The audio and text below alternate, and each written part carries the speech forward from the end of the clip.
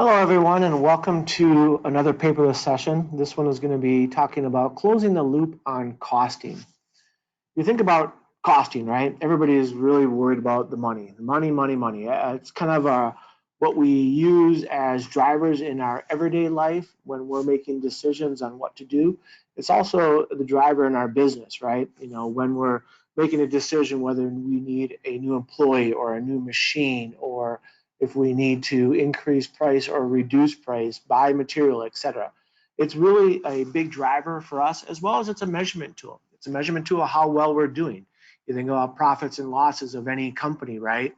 You also think about down on the manufacturing floor, your profit and losses on a machine. Am I utilizing my machine to its fullest? Am I utilizing my employees, etc.?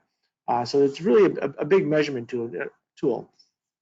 You think about manufacturing costs, and it's really, really critical in order to say I have the right price. Sometimes if you think that you have a too high of price, that can be very risky, right? You may be actually positioning yourselves outside of the market where your opportunity to sell your product is someone who's going to go search somewhere else because they can get a cheaper cost.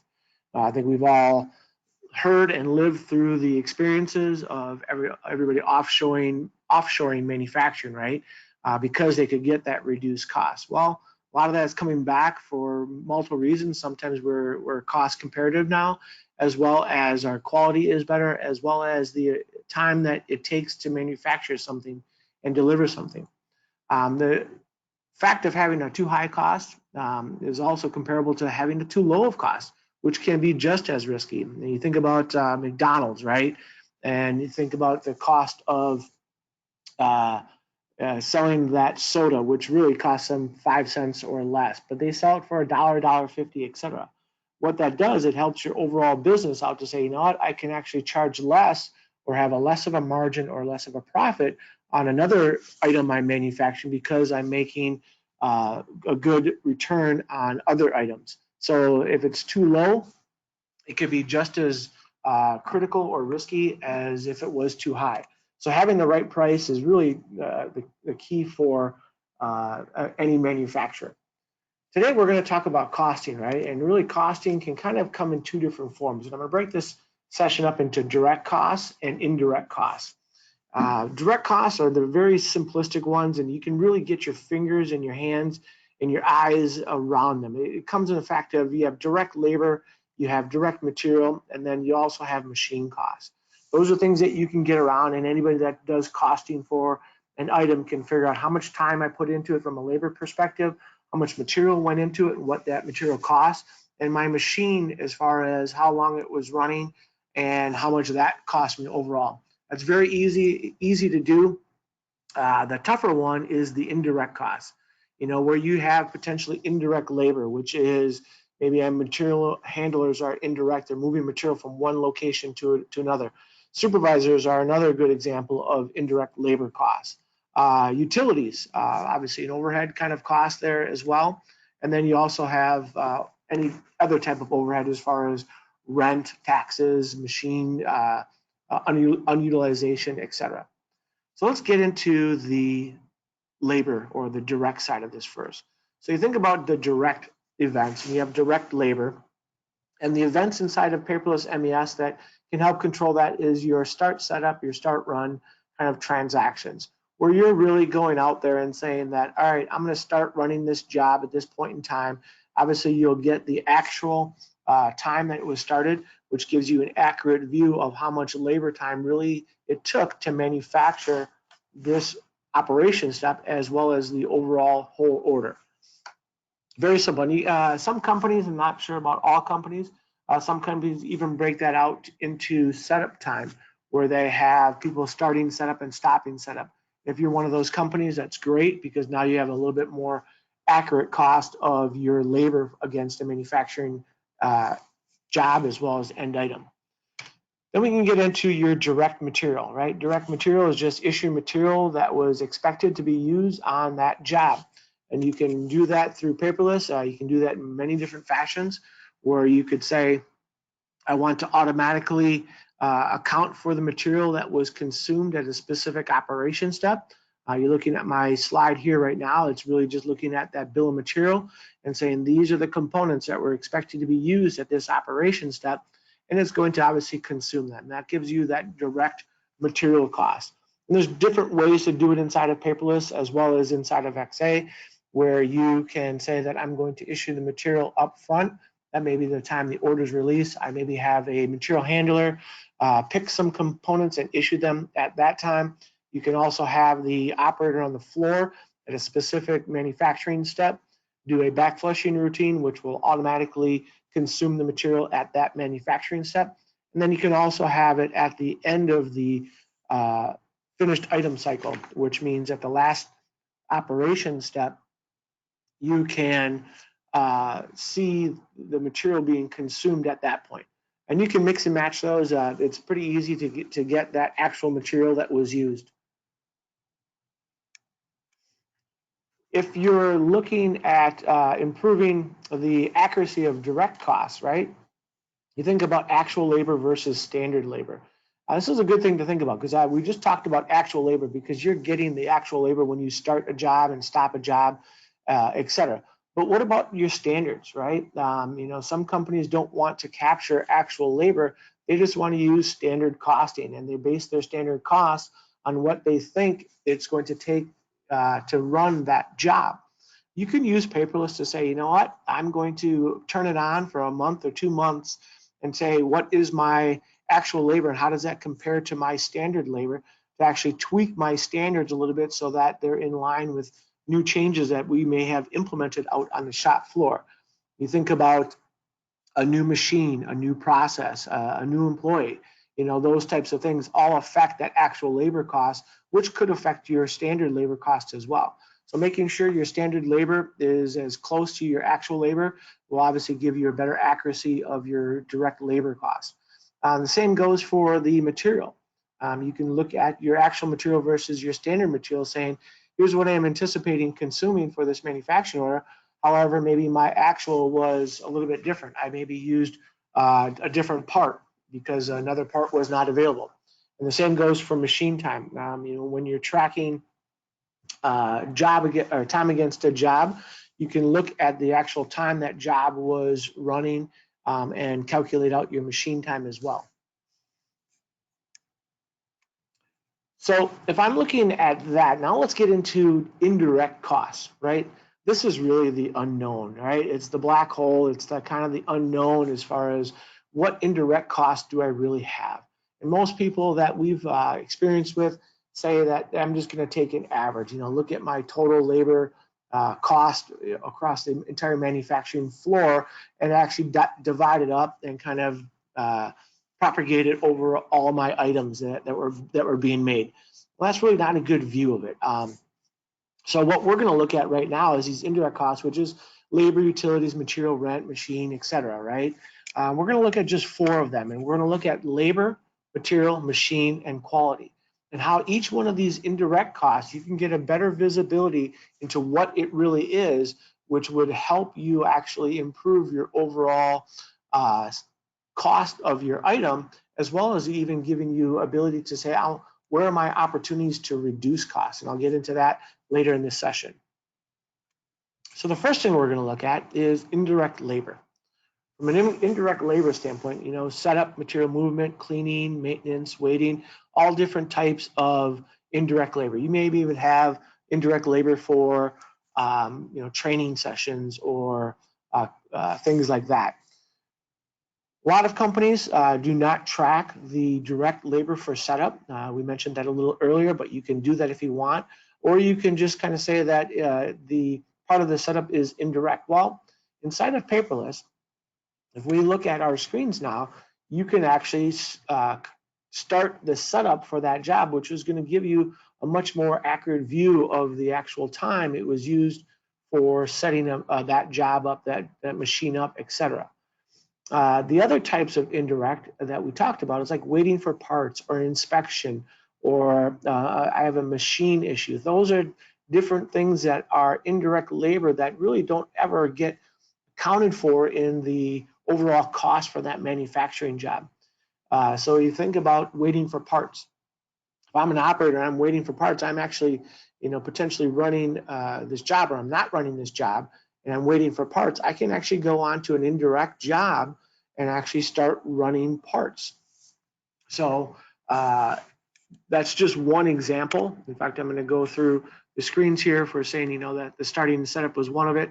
The starting indirect was the second one, which I said, which was something that we talked about for, material movement while waiting for parts and those types of things.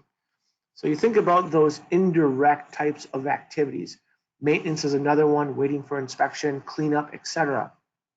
Those are things that now you can capture from an indirect standpoint and actually record that event so you have a better idea of how much indirect time you spent. And the last thing there on the screen here is talking about job specific versus non-job specific. If you think about a manufacturing job, you maybe want to capture the events I just mentioned, like I'm waiting for material, or I'm waiting for inspection, or I have a maintenance issue. That can be related directly to the job if you wish, by actually starting a job-related indirect activity. So what that means is that you can have that activity be identified as an indirect activity, saying I'm waiting for parts, or I'm waiting for a setup, or I'm waiting for inspection. And now you're capturing the time that somebody is actually waiting, which in reality is part of your overall cost for manufacturing, right? But now you can actually look back at history and say, you know what? We've spent a lot of time in this last month, this last quarter or year for waiting for inspectors. Maybe that's a sign that we don't have enough inspectors on hand to actually, get out to the line in a timely manner to actually do some inspection. Maybe I'm waiting on material. Maybe my material handlers are doing the best they can, but you have a shortage of them, or maybe you need to start having line side locations with more material pushed out to the line rather than grabbing it from the warehouse. All of these things play a real part in figuring out the overall cost of doing business. And even more granular, if you're looking at you're a company that says I'm a make to or engineer to order, which means I'm doing things, maybe one-time runs, right? That ability to understand the true cost of what was being manufactured is really critical for your overall cost of that end item, and obviously your margins and your profitability as a company overall. Let's get into now indirect material. Indirect material, because kind of the same way as indirect labor, right? We've got everything that was planned and we can understand that, but what about the things that were unplanned? And how do we identify those? How do we track that information for those things that are indirect material? And then likewise, we have scrap, and there's different types of scrap. We have component scrap as well as scrap from stock. Inside of Paperless, again, back in that screen where we were doing the issuing of material, here's where you can actually add items, because these were maybe potentially your unplanned items for that manufacturing job. And that unplanned item may come with a different cost. So being able to recognize when you have a substitution of an unplanned component to a manufacturing order or operation can help increase that accuracy again. And you hear me say it a lot, but accuracy is a real key here. It's not just an estimated, it's an accurate value of really what was being used on that manufacturing order, from a labor perspective as well as from a material perspective. And then we also have out there the scrap, component scrap versus stock scrap. There are things that say, if I'm working on a job and I'm grabbing components, and for whatever reason, when I put it on there, it somehow made the component defective. That would be a component scrap. It was something that was issued to the manufacturing order, and then I had to scrap it. So in reality, that is a cost against that manufacturing order, where I can see that I maybe was supposed to use 5 of these components, but I ended up using 6 because I had to scrap one because it was defective through the first round of testing and something happened to the machine. So it's important to be able to quantify and qualify that component scrap is an actual cost against that manufacturing order and operation. And then you have the scrap from stock, which again is an important factor, where it's something that maybe was not issued to the actual manufacturing order, but it was something that I was pulling pieces out of a container and they were actually defective, et cetera, and they're actually scrap components. Now that maybe doesn't go against the manufacturer, but that goes against my material as a whole to say how many parts do I have in stock that I'm actually scrapping for whatever reasons.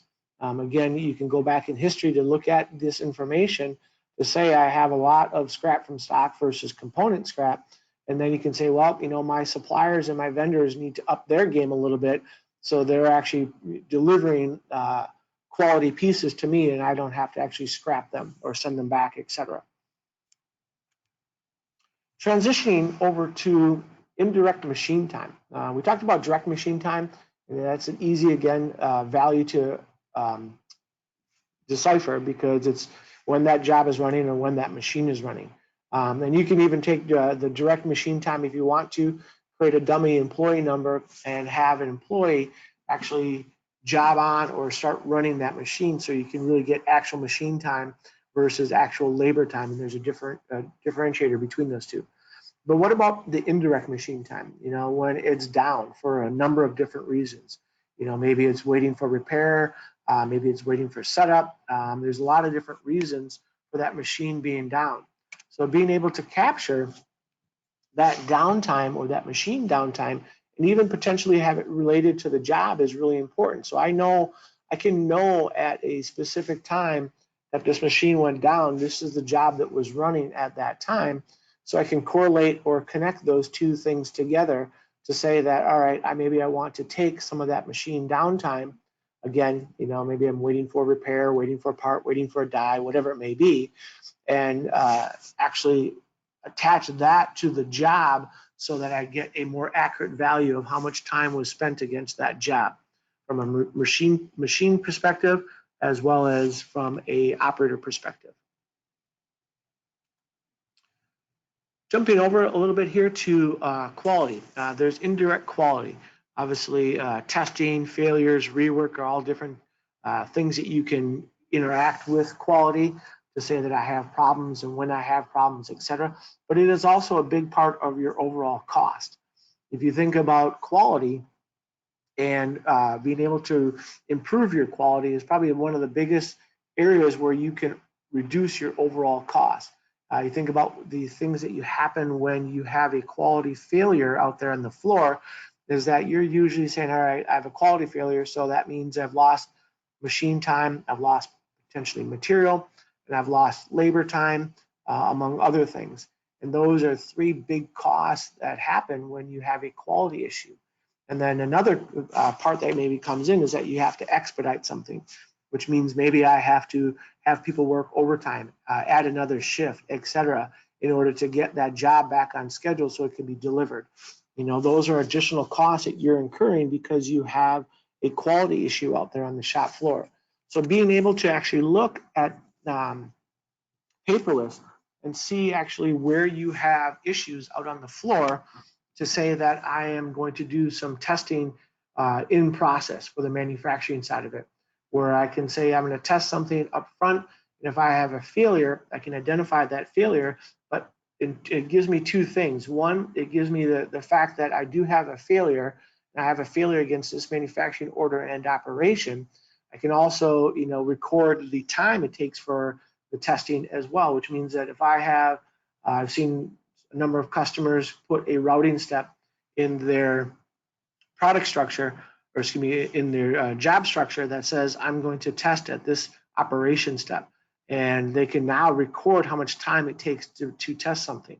That's just a part of your direct labor costs, but now it's a way to actually capture direct labor costs is actually by starting and stopping something.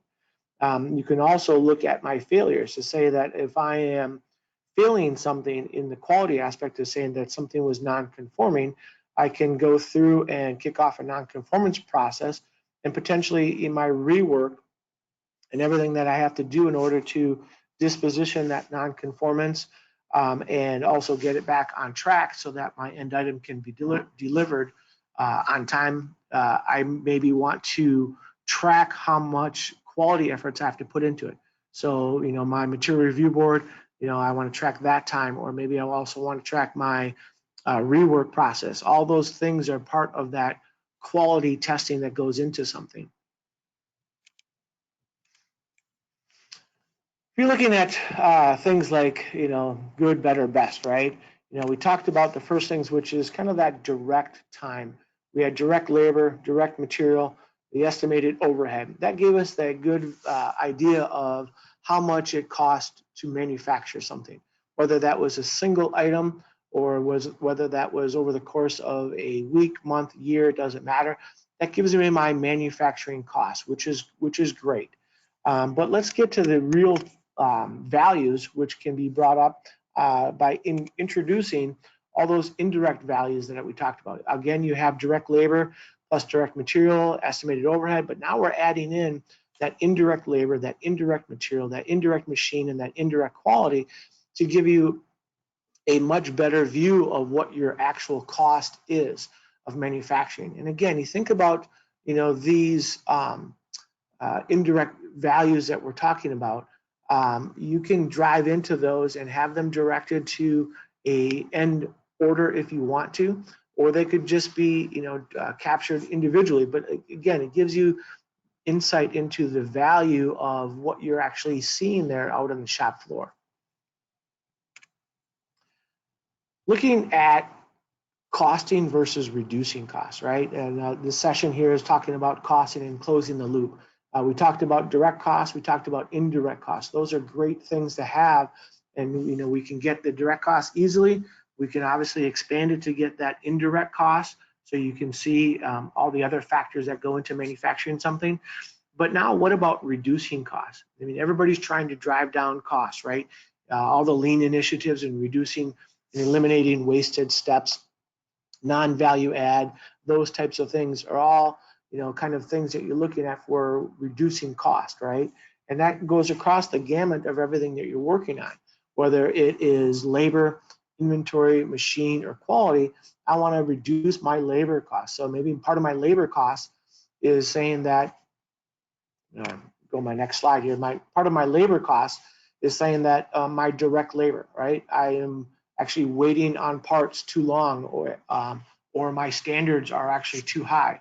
Those are things where you can now, with the insight and accuracy of information, you can start to drill into saying, where are we allowed to reduce costs? Maybe I have too much time waiting for material. Maybe I'm actually waiting for a setup where I'm having too much setup time, or my changeover is just too large. There's a lot of different things that can be included in that direct or indirect labor costs that can be looked at now to potentially be reduced.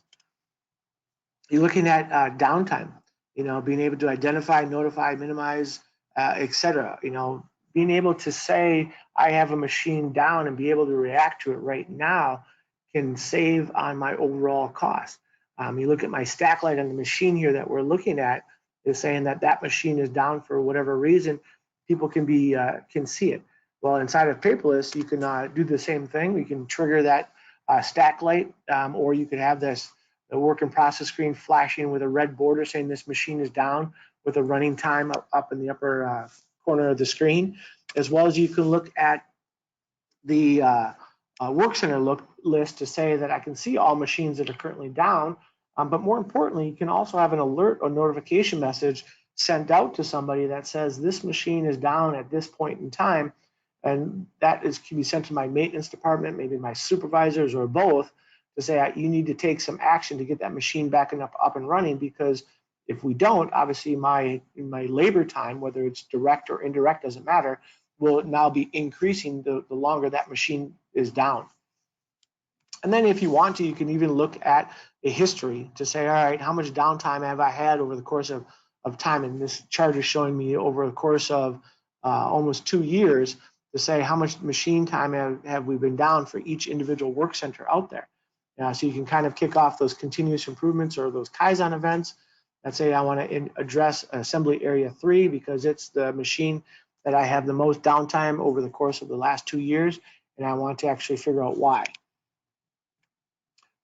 Inventory, inventory as far as driving costs down for inventory. Obviously, what's available, triggering replenishment needs, increasing the accuracy and reducing the on hand. Those all affect your overall inventory costs, right? is my material available? Now, availability can come in multiple fashions. It can come in the fashion of saying that it's available here at my work center. It's available in my warehouse somewhere. When you're doing your MRP or your planning tools to say whether or not inventory is available or not available can help trigger the cost as well. Reducing the amount on hand. I can give real life examples of customers of ours who have been on a journey to get this accurate information and real time information, and they realize that they're carrying more inventory than what they really need to carry, so they're reducing their overall on hand inventory, which goes directly to your bottom line. Obviously, it's not cash out of pocket. From a quality perspective, obviously you need to plan, you need to do, study, and act from a quality improvement standpoint. But the more you reduce your quality issues, or I should put it the other way, the better you are at increasing the quality of your end product, will reduce the overall cost of your manufacturing of that item. And you can do that as far as in Paperless, where in here, this is what I'm planning and doing, right? It's actually a control plan that was designed and set up to say at this step of the manufacturing process, these are the tests that we need to perform. You could have failures that happen. You can have a real-time run chart to show how well you're doing against the expected values. You can trigger notifications and alerts if things go awry and you're outside of those non-conformance area, so that you can take action upon it right away. It can generate these non-conformance reports, which is great, and people can take action on them, disposition them real time right away rather than waiting. And then you can also look at historical charts to say, all right, tell me that this chart here is showing me how many defects I have over the course of time, and saying that, again, burr is my #1 defect, so maybe I need to change my processes, re-engineer my item, look at my machine or my dies or whatever is causing those burrs to decrease them, so that I can produce quality parts and reduce my overall quality cost. In summary, if we're looking at Paperless, the step #1 is that direct and indirect information and getting accurate data. Getting accurate data from direct labor, whether that's the actual job time or setting the standards accurately, it doesn't matter, but you're getting accurate information in order to help improve your overall cost of your end item, as well as overall cost of manufacturing it. And that goes in play with the direct material as well as the indirect labor. And then the next step is actually reducing cost, right? And you can look at the tools that I've described already to say, how can I help reduce labor? How can I reduce my inventory cost, my machine cost, or my quality cost? And so that you're positioning yourself, obviously, to better cost your end item, so you can obviously, increase market share, all those good things that businesses look at. I'll open it up to any questions regarding, closing the loop on costing. If there aren't any questions that you want to submit to us today, you can always send them to us directly. You can send them to monicahill@paperless.com.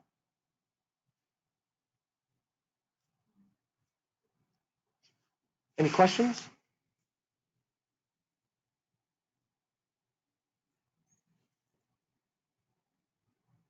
Also, just so you know that this session is being recorded, so if you'd like to get a copy of the recording, obviously you can get that. We'll probably put a link on our website where you can also find this costing session as well as others that we've done in the past. All right, thank you everyone for attending. Have a great day.